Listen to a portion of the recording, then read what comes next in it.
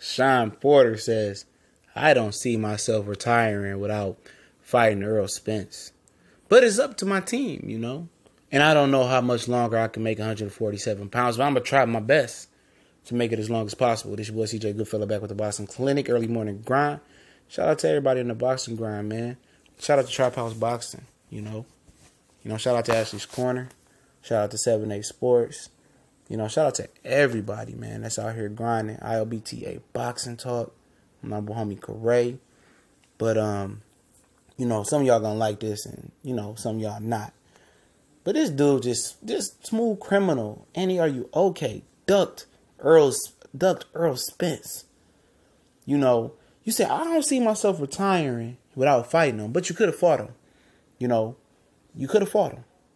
You feel me?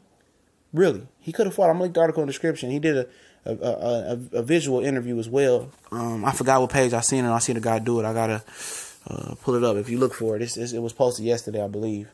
But he just ducked Shawn. He just ducked Earl. Blatantly. I don't, it's up to my team. What did you mean you up to your team? When people start talking, oh, it's up to my team, that's like cold duck.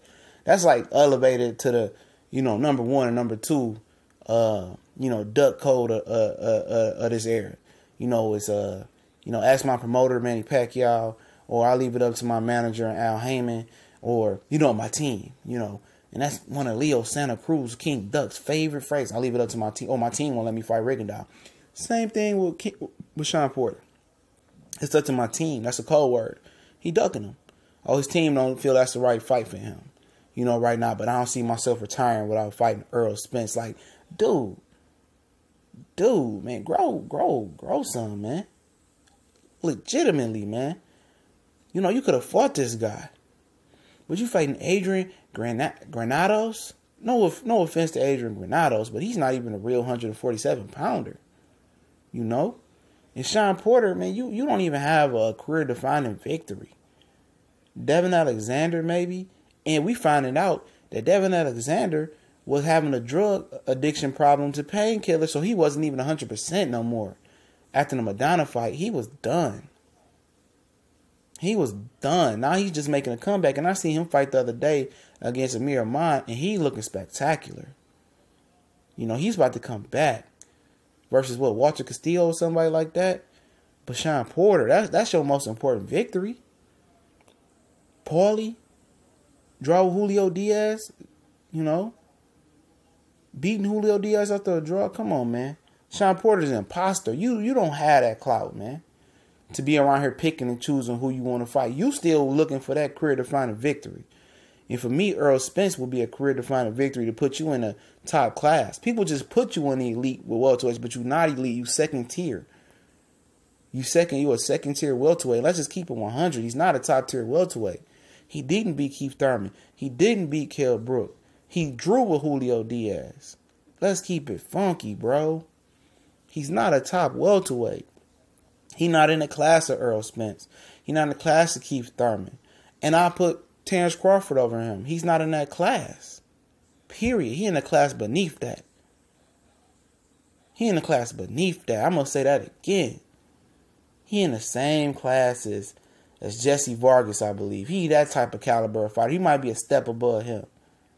This dude. And then what's funny about it, man? These guys wait till Errol Spence sign and fight. Oh, I'll fight him. I will. Then he talking about, I don't know how much longer I can make the weight. Yeah, he was fighting at 154 at a time. He was fighting at middleweight in the amateurs. I feel him. He's a big kid. But do you really want to rush up to 154 pounds and fight a guy like Arizona Lara, who was bad for your style, who you just going to get countered by all night? Do you want to fight a Charlo? Do you want to fight a Jerry Swift Hurd? I know Shawn Porter got one of the most impressive body counts in the amateurs. He beat Alexander Usyk. Usyk, at the cruiserweight champion. He knocked out Danny Jacobs. His body pound is impressive. This is the pros. It's not 4 rounds no more. And I know him and Kenny say they like fighting the bigger fighters. So his style may improve and it might be fan friendly. But at the end of the day, talking about I don't know how much longer I can make weight. That question never comes up when it's called to Keith Thurman. Oh, we always ready to fight Keith Thurman. When it comes to Errol Spence, I'm not sure if I can make the weight. How much longer I can make the weight. Kill it. kill it. If Keith Thurman call you a year down the line, you struggling to make the weight, you gonna struggle. You gonna come down to make the weight. You know, you gonna make the weight for Keith Thurman, but you busting at the seams when you talk about Errol Spence. At the end of the day, like I told you guys, this guy's the most duck fighter since Paul Williams. And you talk about people saying, oh, Golovkin duck. Golovkin had offers. Paul Williams was a guy that was ducked by every welterweight. No welterweight wanted to fight him but Antonio Rito. He was ducked by everybody. And that's Errol Spence. Now, Errol Spence be ducked by everybody. The only person that's going to really man up and fight Errol Spence, and let's keep it funky, is that dude from Omaha, Nebraska, because he cut from the same killer cloth like Errol Spence, and that's Terrence Bud Crawford. Terrence Bud Crawford, the only real one in the division that's going to step up with Lamont Peterson. You know? He the only real one. And Shawn Porter, he ain't cut from that cloth, dog. He ain't representing Ohio right, man. He really below Adrian Broner in that mentality. You know, Adrian Broner fight anybody. Now Shawn Porter got a little taste of fame when he ain't absolutely did nothing in his career and beat nobody worth anything when you look back at it. Devin Alexander had a drug addiction. Paulie Malignaggi, Andre Berto, drew Julio Diaz, came back, beat Julio Diaz, beat Andre Berto, I mean, come on, man. Best win. He lost to Kell Brook. He lost to Keith Thurman. Well, he almost beat Keith Thurman. He lost. A loss is a loss by an inch or by 100 miles. You lost. And you look at that box rack today or a million years down the line, he lost. So he's still searching for that career-defining victory that he looking for. And Adrian Granados, that ain't going to cut it. Adrian Broner ain't going to cut it. Beating a thoroughbred like Errol Spence and wrecking a tea party and putting yourself in positions for a fight with Crawford, with the positions with a fight in Keith Thurman, and really earning your position without getting handed the WBC mandatory for beating Andre Berto. This ain't Berto 3 or 4 years ago that Victor Ortiz beat. This is past his prime Berto. And you getting a title shot off that. WBC need to reevaluate their circumstances, man.